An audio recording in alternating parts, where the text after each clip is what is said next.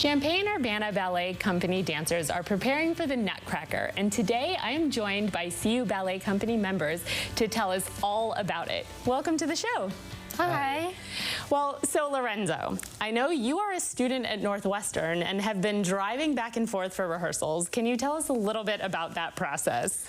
Yeah, it takes a lot of time management skills. I have to know when I have to leave in the morning on Fridays to come down for rehearsals, get all my schoolwork done because I can't really do a lot of that when I'm coming down here. But it's worth it in the end, and it definitely has taught me a lot about how to manage my time as a student and a dancer. Nice. And Samina, I know your sister is also in the production of the Nutcracker, so what is that like dancing with her? It's amazing because I've always seen the Sugar Plum Fairy on stage, and I'm backstage, and I've always seen it as like a meaningful moment for me. And I think the Sugar Plum Fairy represents a strong queen that looks over the land of sweets, and I think Janaki brings that confidence to stage as well.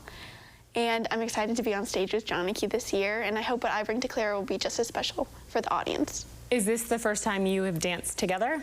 I've been on stage at the same time as her, but we've never really interacted before. And how old are you, and what's your dance background? So I'm 12 years old. I'm in 7th grade. I go to Countryside School, and I've been dancing for 6 years now. Wow. And what about you? Are you majoring in dance at Northwestern? No, I'm a political science and economics major. Oh, wow. Yeah. Okay.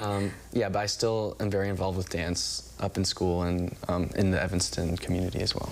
Okay, and can you tell us a little bit about what it's like being a male dancer and some of the stereotypes that comes with that? Yeah, of course. It definitely has gotten a lot better as I've gotten older. I remember in elementary school, a lot of the boys especially would say things like, "Can I see you twirl?"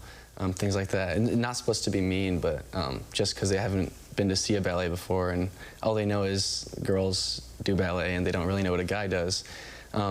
So I think just getting exposed to ballet and getting older has shown people what really goes into it, and I would encourage young boys to kind of look at what it is to be a male dancer and explore it and not be afraid. Well, and that's really a good segue, because I was wondering how you would encourage kids who are interested in dance, both guys and girls, to get involved. Oh yeah, I guess I would just tell them how fun it is, because when I first started, the most exciting thing for me was when I first started the Nutcracker. And I was in the big opera room with all my friends, and I was definitely nervous.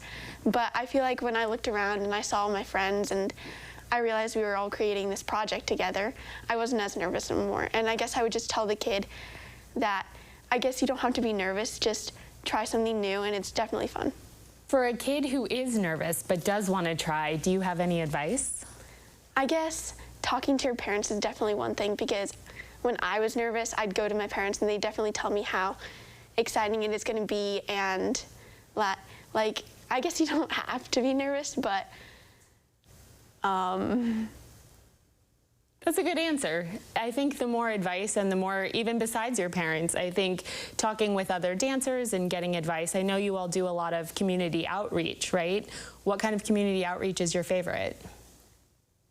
Yeah, so I really like interacting with boys and kind of teaching them about ballet. Just because I remember being in that position when I was a young boy and not really knowing what the world of ballet was. And so just kind of being able to give that exposure and show kids what I do is what I really enjoy.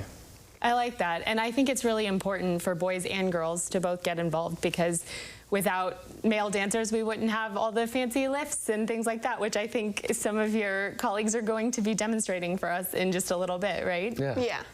And can you tell us a little bit about how in a ballet, when there is no talking and there's not really, there's a script obviously and choreography of the dance, but there's no verbal script, how do you convey the message? How do you get the audience to understand the story?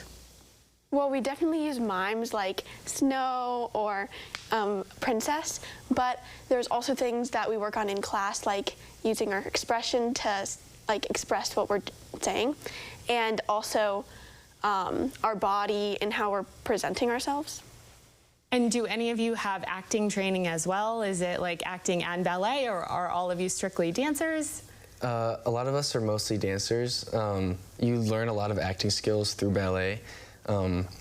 Just when it comes to actually getting it out, a lot of it is skills that you learn in everyday ballet class.